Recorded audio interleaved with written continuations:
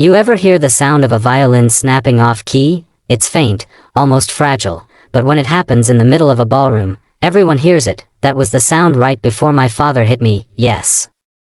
My own father. I in front of 200 wedding guests. My name is Clara Vance. I'm 30 years old.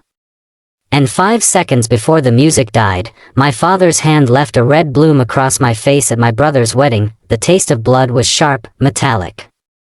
Champagne glasses shattered on marble. My mother froze, not from shock, not from concern, but from embarrassment.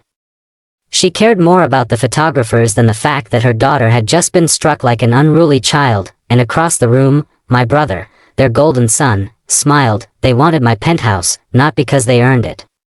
Not because they deserved it, because in my family, everything I built was theirs to take. Be reasonable, Clara, my mother had whispered, smoothing frosting on cupcakes as if she were talking about the weather. Marcus and Lily need a place to start their life. Marcus. My brother. The one who'd failed at 5 different businesses before the age of 30. NFTs for dogs. Drone coffee delivery. A new scheme every year, each one sinking with my parents' money tied to the anchor, and now, at his wedding, they cornered me. Told me to hand over my home, the place I'd worked 60-hour weeks for. The place I furnished alone, piece by piece, after years of coding in a cafe until my eyes burned. I said no.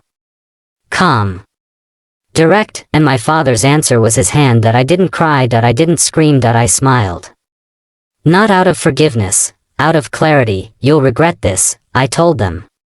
My voice carried to the head table. All of you will. Then I walked out, my heels cracking against the ballroom floor like a gavel calling judgment. No one followed. That night, I drove not home, but to the cafe where I had built my life in secret. Harbor and oak, dim light. Wooden tables. And a man named Evan, the only one who ever served me without asking why I was there so late, or why my laptop keys rattled until sunrise. When I walked in, he didn't ask questions. He just placed a mug in front of me. You look like you need this, he said softly. I told him the truth. My father hit me. Because I wouldn't give them my home. He didn't speak. He didn't flinch. He just slid a muffin across the table. On the house, and for the first time that night, I let my chest crack open. Not with grief, with fury, because in that moment, I realized I wasn't broken. I was free. The next morning, they came to my door. My mother's pearls, my father's anger still hot in his jaw. Where do you think you're going? She hissed. To work, I said. Some of us have jobs. My father grabbed my arm. His old Marine grip, meant to intimidate. Don't you take that tone. I leaned close. Calm as glass. Touch me again, and I'll have security escort you out. There are cameras at the country club. Everyone saw. For the first time in my life, he hesitated. That hesitation was all I needed, because while they raged, I began building, not revenge, something bigger. Within 10 days, I bought the building my brother and his new wife had been begging to rent in. A glass tower called Seawind Residences. The very place they dreamed of living in, now mine, legally. They wanted my one apartment. I bought the whole complex, but that wasn't the real victory. No, the real victory came when I opened the servers my brother thought he'd abandoned. He'd stolen my code years ago, rebranded it, and tanked his investors' money. Only now, combing through his files, I found more shell companies. Fake invoices. Wire transfers, all connected to a business under my father's name. They hadn't just tried to steal from me, they had laundered money, and I had the proof. I called my lawyer. If I file this, it destroys them, I said. Do you want that? She asked. I stared at the glowing files on my screen. I just want them to stop.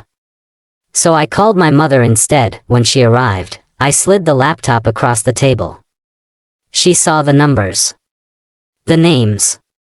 The trail that led straight back to them. Her tears dried instantly. The softness vanished. What do you want, Clara? She asked. Distance, I said. The penthouse is mine. My life is mine. If you push again, I will burn everything you've built to ash. For once, she was silent. Weeks later, eviction notices arrived at Seawind Residences. My brother hadn't paid rent in months. He didn't know his landlord was me. They left quietly, like ghosts slipping out of a place they never belonged in. No Instagram goodbyes, no dramatic speeches. Just one text from Marcus, "You've changed." And I wrote back, "No. I just stopped pretending." The last time I saw my father, he stood outside my door. Alone. Smaller somehow, 5 minutes, he asked that I let him speak.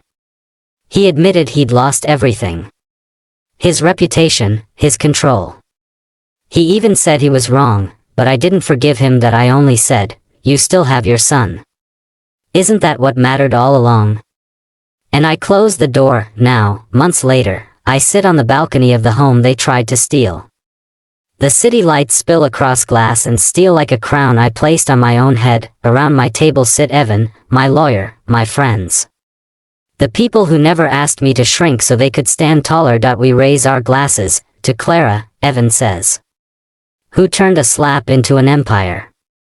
And I smile, not out of victory, not out of vengeance, but out of peace. They tried to take my home. Instead, they gave me my freedom. Tell me, if it was you, if your family tried to take everything you built, would you fight back? Or would you walk away? I want to hear your answer in the